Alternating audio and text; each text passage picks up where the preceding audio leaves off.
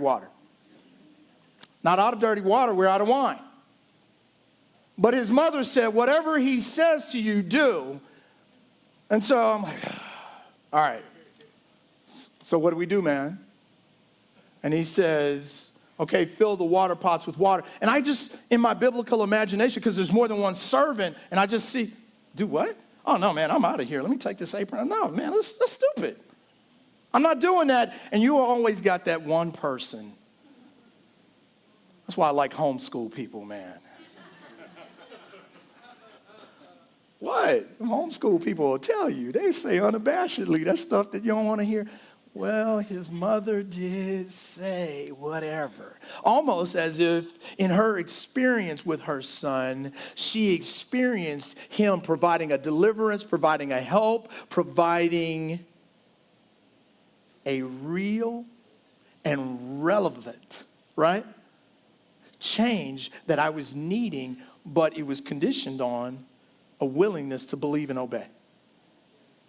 It's like his mother. All right. I mean, okay, we'll just fill it up with water. Can you imagine it? Are you imagining? All right, we'll fill it up with water. Has nothing to do with the problem. And you can just imagine they're filling this up with water. What's he going to say next? Take some of the water to the guy. So they finished doing that. They filled it up to the brim. We get to verse 8. And he said to them, draw some out now and take it to the master of the feast. I'm out. No, I'm out. Yvonne, I'm out.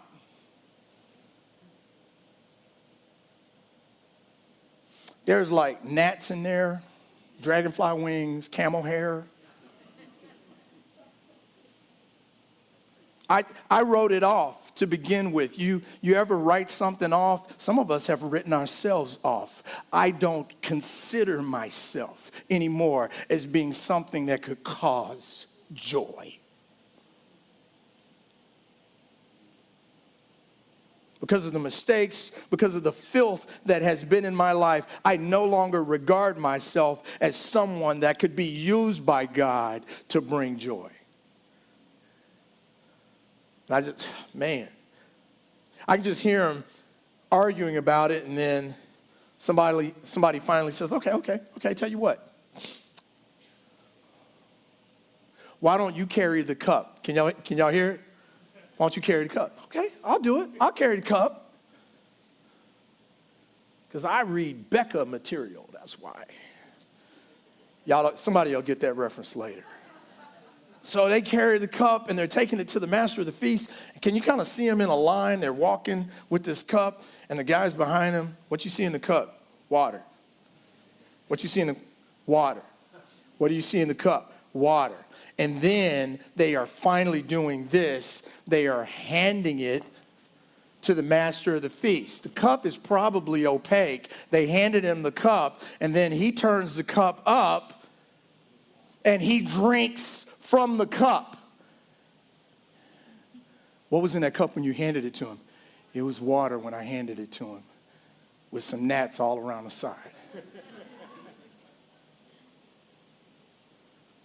So he puts it to, I'm not going to jump up here. I hear that makes people nervous. When the master of the feast had tasted the water that was made wine, the transformation that Jesus is bringing about, sometimes you don't even see it. We just keep on regarding people after the flesh, even after he has made them a new creation. I look through the lens of what they did and not through the gospel. And see, they've already changed. When the master of the feast had tasted the water that was made wine and did not know where it came from, keep in mind, it says, but the servants who had drawn the water, when they drew it out, it was still water. It was still water when they drew it out. They handed it to him. He puts it to his lips.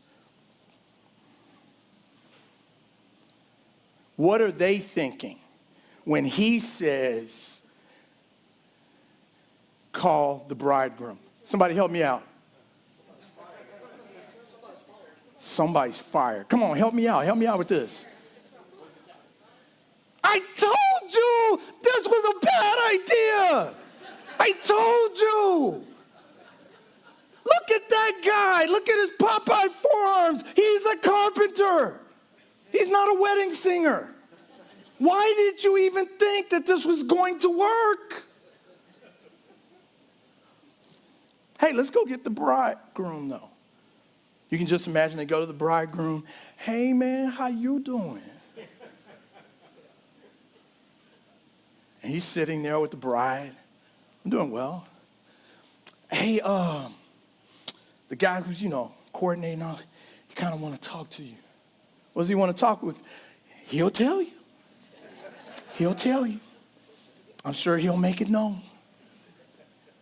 Now, I was trying to think, how would I communicate what's about to go down here? Anybody familiar with Kevin Hart? Raise your hand. You familiar with Kevin Hart? Yeah. I got a slide here.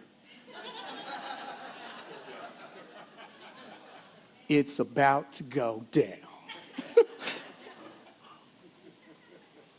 Because it was really the bridegroom's family that was responsible for making this provision, and the master of the feast is really just coordinating it, and all the resources are out, and then we handed that guy dirty water.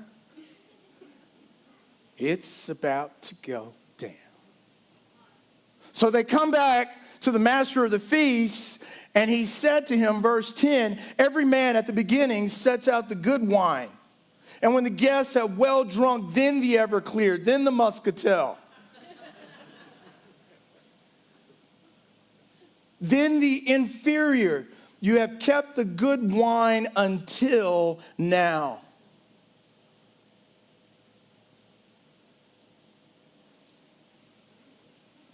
Hand me that cup. What's in the cup? It's wine. When did that happen? What does it taste like? Oh, man, it's good.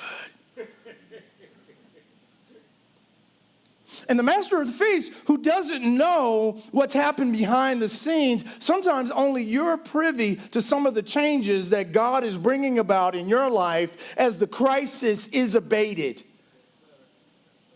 Because it was for your faith. It wasn't for everybody. There are things that Christ tells you, and sometimes we make the mistake of going telling everybody prematurely. It wasn't for everybody, it was for you. You've kept the good wine until now, and now the disciples realize something. Verse 11, this beginning of signs Jesus did in Cana of Galilee and manifested his glory, and his disciples believed in him. Now, why do we say that it was a sign? One of my mentors, Arnold Fruchtenbaum, he says, Rod, always remember the text and the Jewish context. These are Jews.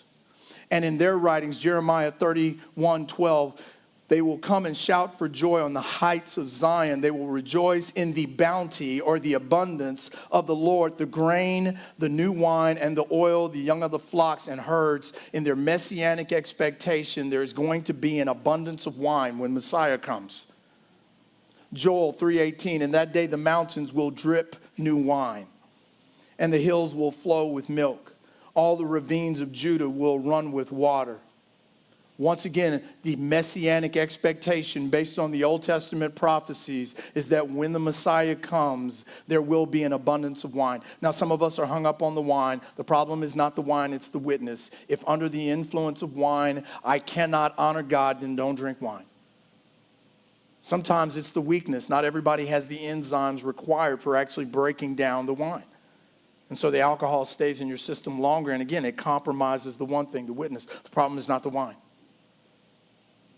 But for these Jews, their expectation is that when Messiah comes, he is actually going to bring in a time where there will be an abundance of wine. See, I don't see that as a Gentile. But these Jewish men who have just now begun to follow Jesus. Whoa, you see what he did?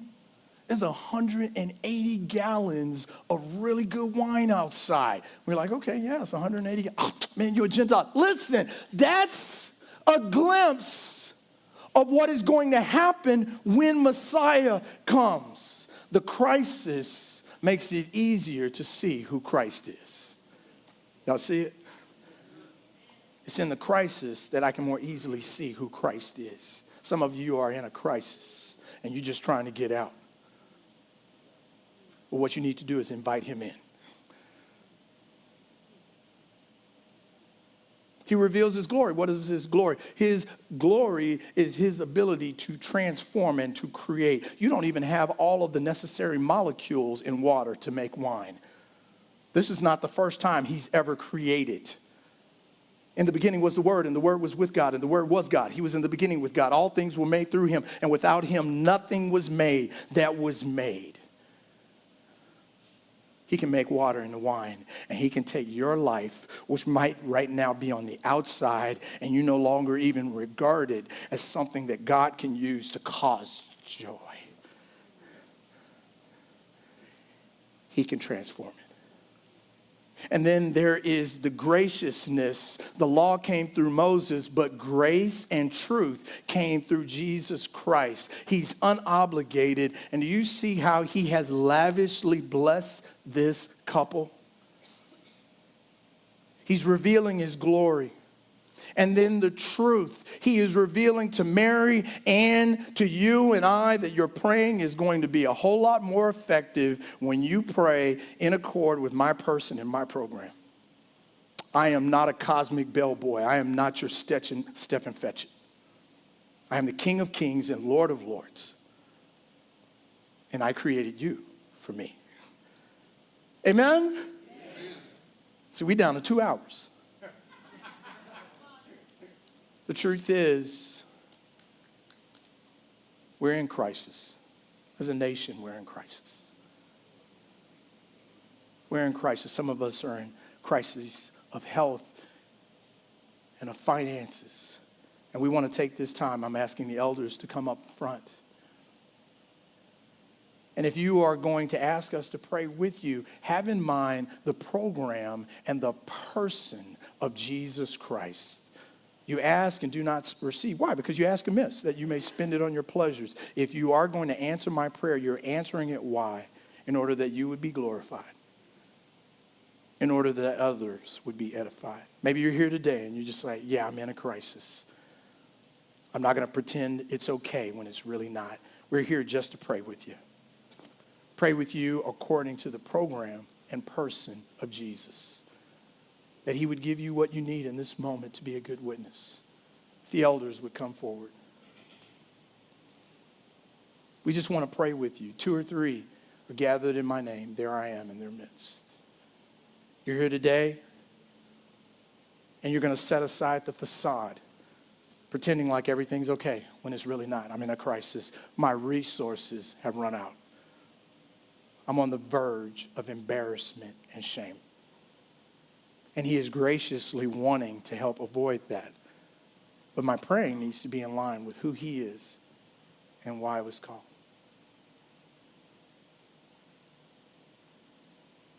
See, this could get real awkward. We could stand here for a long time. Come on. Yeah, man. Get a few more people. We got these elders up here. We just want to pray with you. I'm going to turn this mic off. Y'all got